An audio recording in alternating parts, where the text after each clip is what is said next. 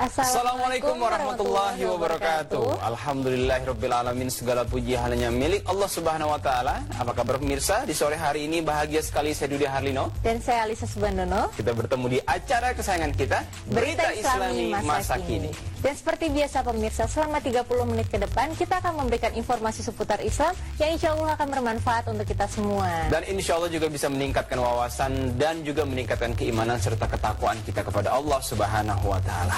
Amin. Berita pertama nih, Ca, kita punya apa? Berita pertama tentang isu yang akhir-akhir ini sering kita dengar ya, yaitu tentang LGBT. Oh, tentang LGBT, baik. Memang ini sekarang sedang menjadi perhatian publik sekali ya. Nah, apa yang kita punya tentang LGBT?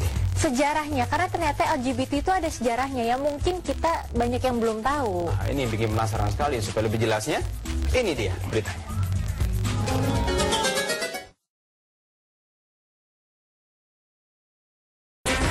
Sejarah LGBT dari masa ke masa. Pemirsa beriman, LGBT atau lesbian, gay, biseksual, dan transgender terus dielulukan sebagai hak asasi manusia yang harus dihormati. Kasus LGBT ini semakin marak diperbincangkan di Indonesia pada khususnya maupun dunia pada umumnya. Lahirnya LGBT diawali dari pembentukan Gay Liberation Front atau GLF di London tahun 1970. Sebuah gerakan kampanye LGBT pun dilakukan sebagai upaya penyadaran kepada masyarakat bahwa apa yang mereka lakukan tersebut bukanlah sebuah penyimpangan. Mereka menuntut agar hak-hak mereka diakui. Di Indonesia sendiri, gerakan ini juga terus dikampanyekan secara politis dan teologi.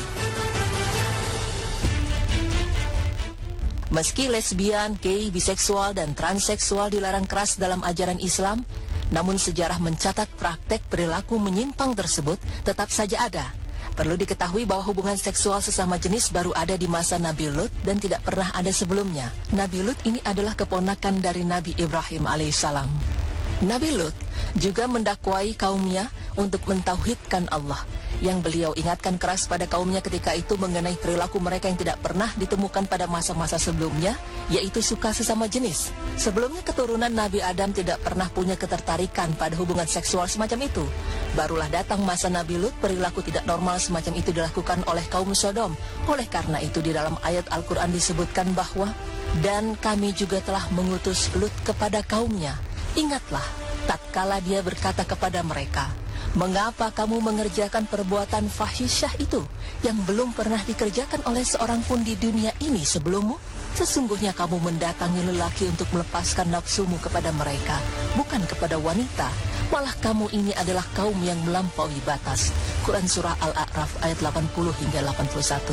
Al-Walid bin Abdul Malik, Khalifah Al-Umawi pernah berkata, seandainya Allah tidak mengisahkan kisah Lut dan kaumnya, tentu aku sendiri tak bisa berpikir bagaimana laki-laki bisa main di atas laki-laki.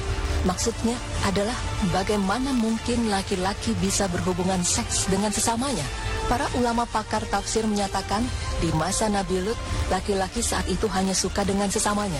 Begitu pula perempuan, hal ini sama seperti yang terjadi pada komunitas LGBT yang saat ini ada.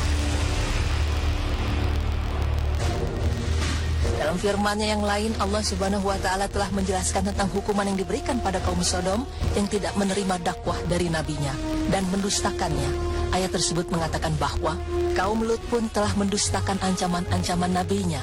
Sesungguhnya kami telah menghembuskan kepada mereka angin yang membawa batu-batu yang menimpa mereka, kecuali keluarga Lut. Mereka kami selamatkan sebelum fajar menyingsing sebagai nikmat dari kami. Demikianlah kami memberi balasan kepada orang-orang yang bersyukur. Dan sesungguhnya dia, Lut, telah memperingatkan mereka akan azab-azab kami. Maka mereka mendustakan ancaman-ancaman itu. Dan sesungguhnya mereka telah membujuk agar menyerahkan tamunya kepada mereka. Lalu kami butakan mata mereka, maka rasakanlah azabku dan ancaman-ancamanku. Dan sesungguhnya pada esok harinya mereka ditimpa azab yang kekal, maka rasakanlah azabku dan ancaman-ancamanku. Dan sesungguhnya telah kami mudahkan Al-Quran untuk pelajaran, maka adakah orang yang mengambil pelajaran? Quran Surah Al-Qamar ayat 33 hingga 40. Pemirsa beriman, di setiap negara di dunia memiliki aturan hukum yang berbeda-beda. Begitu pula hukuman bagi pelaku penyuka sesama jenis atau LGBT. Jika kini telah banyak negara yang melegalkan dan mengakui hak para pelaku LGBT, dan bahkan negara sekelas Amerika pun menjadi salah satunya. Di balik itu, di zaman dahulu terdapat beberapa negara yang melakukan hukuman sadis bagi kaum penyuka sesama jenis. Yang pertama adalah di Inggris. Di negara Ratu Elizabeth ini, para penyuka sesama jenis diberikan hukuman yang mengerikan. Salah satu korbannya bernama Hugh Despenser, yang merupakan pasangan Raja Edward II. Hugh diseret dengan 4 kuda kemudian digantung di ketinggian 15 meter. Semua itu dilakukan di depan umum sebagai contoh yang akan diterima bagi kaum homoseksual. Amerika Serikat juga dahulu melarang berat aksi LGBT. Pada tahun 1513 pernah terjadi pembantaian besar-besaran di Amerika Serikat. Sejumlah orang yang terindikasi kaum penyuka sesama jenis dikumpulkan dan satu persatu dilempar ke gerombolan anjing perang. Mereka dibiarkan meninggal tercabik-cabik. Di Romawi kuno, jauh sebelum era 390 Masehi, negara ini memperbolehkan masyarakatnya untuk suka sesama jenis.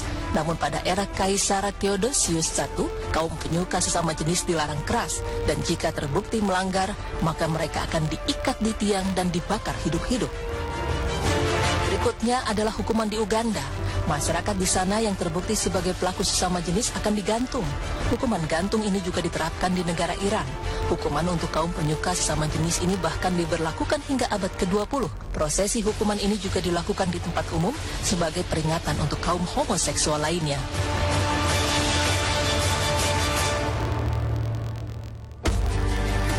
Pemirsa beriman, itulah sejarah secara singkat LGBT dari masa ke masa dan juga hukuman-hukuman di tiap negara pada zaman dahulu. Semoga informasi ini dapat menambah pengetahuan kita dan semoga tingkat perilaku LGBT di dunia ini semakin berkurang dan semoga kita selalu dilindungi oleh Allah dari segala jenis kemaksiatan di dunia. Amin ya rabbal alamin.